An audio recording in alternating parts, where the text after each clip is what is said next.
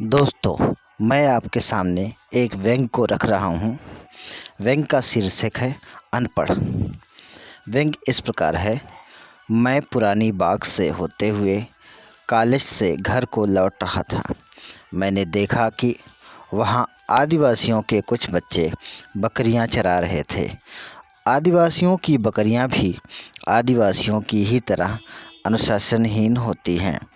इनका रंग ढंग, चलना फिरना, में करना सब आदिवासियों के जैसा ही होता है। कभी इस खेत कभी उस खेत, इनका एक जगह पर ठहरना नामुमकिन होता है। अचानक मैंने देखा कि एक औरत ढेर सारी बकरियों के पास बैठी थी। मैंने ध्यान से देखा, वह तो जब्बार की अम्मा थी। उसी जब्बार की अम्मा जो हमेशा दौलत की ही बात करता है और पढ़े लिखों को बेवकूफ़ समझता है। जब्बार की अम्मा अपनी बकरी हाँकने के लिए उठी ही थी कि आदिवासी की एक लड़की ने उससे चिरौरी की, चच्ची मेरी बकरी खेत में जा रही है, ज़रा हाँक देना। देखती हो मेरी बकरी भाग रही है, जब्बार की अम्मा ने बहाना किया। असल में जब्बार की अम्मा आदिवासियों की लड़कियों के साथ ही बकरियां चराया करती है। दिन भर उसी पुरानी बाग में उन्हीं से बोलना, उन्हीं से हंसना और उन्हीं से काम की बातें करना। रंग ढंग का असर तो पड़ना ही था। जब्बार की अम्मा का चलना, बतियाते समय हाथ हिलाना, दौड़कर बकरियां हाँकना और हैला हैला करना, सारी आदतें आदिवासियों जैसी ही तो हैं। क्या फ़र्क है उसमें और आदिवासियों में? अगर फ़र्क है तो केवल भाषा का। बोलने की शैली भी तो तकरीबन आदिवासियों जैसी ही है। आज भी जब्बार की अम्मा उन्हीं आदिवासियों के साथ बकरियां चराने जाया करती है। जब्बार की अम्मा सुबह उठकर बकरियां खोल देती है। उसका सुबह का नाश्ता कब होता है, खाना कब होता है, पता नहीं, पर बकरियां चराना कब होता है पूरा मोहल्ला जानता है।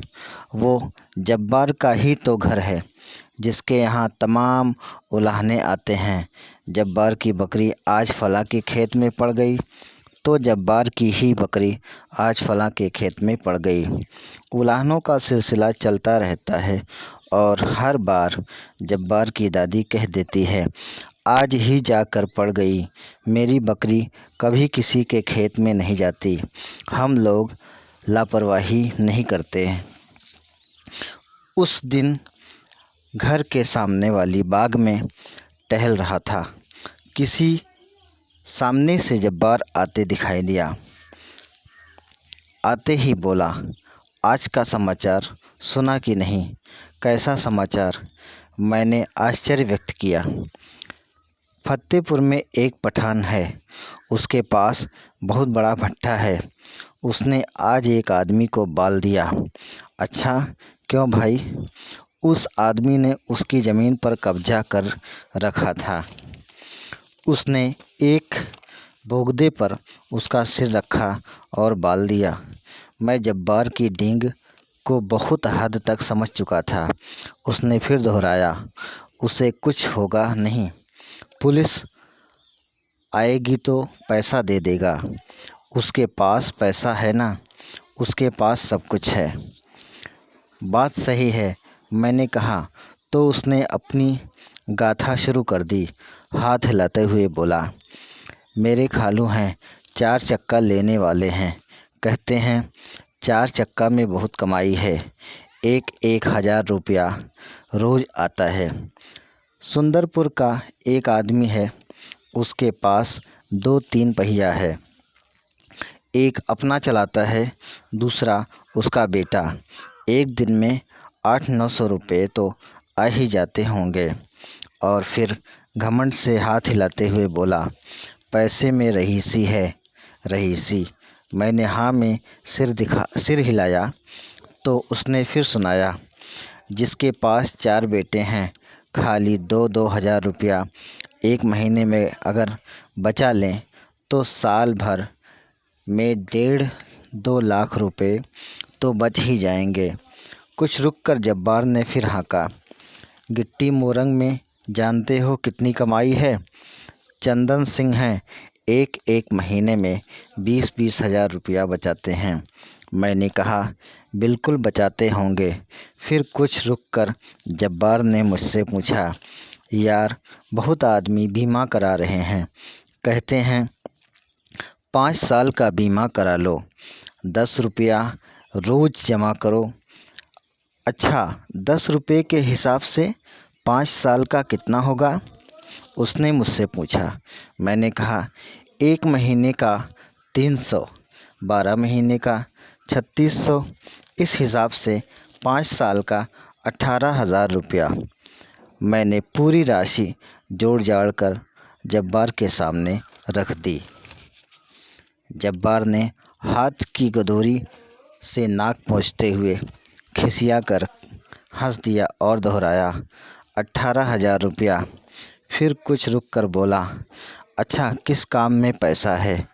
आदमी पढ़े लिखे तालीम से जुड़ा रहे तो उसका काम चलता रहता है, बाकी गवर्नमेंट सर्विस हो जाए तो और अच्छी बात है। मैंने गंभीरता से उत्तर दिया, नौकरी में आजकल घूस लगता है। आजकल जिसके पास पैसा है उसके पास नौकरी है। खूब पढ़ लिख लिया, पता चला 2 लाख रुपया घूस मांग रहा है, कहाँ से लाओगे? अब हम लोग हैं, अगर पढ़े लिखे होते तो आज कब का नौकरी चाकरी पा चुके होते। उसने डींग मारी। अच्छा तो पढ़ा क्यों नहीं? मैंने चुटकी ली। पढ़ाई लिखाई तुम लोगों का काम है, हम लोगों को पैसा कमाना है। देखना, बिल्डिंग खड़ी करूँगा, बिल्डिंग, पूरा घर पस्त करके एक सिरते से बनवाऊँगा, चाहे जितना पैसा लगेगा। एक नई स्कॉर्पियो निकलवाऊँगा, देखना, गांव में किसी के पास नहीं है स्कॉर्पियो। देखना, तुम लोग हम लोगों से पीछे रह जाओगे। कहते कहते जब्बार जाने लगा। मुझे उसकी बातों से घमंड और जलन की बू आ रही थी। शायद वह दूसरों को हकीर समझता था, यहाँ तक कि पढ़े लिखे लोगों को भी। जब्बार महान बनना चाहता था, शायद उसी मजदूरी की बदौलत। धन्यवाद। ये कहानी मैंने सन 2012 में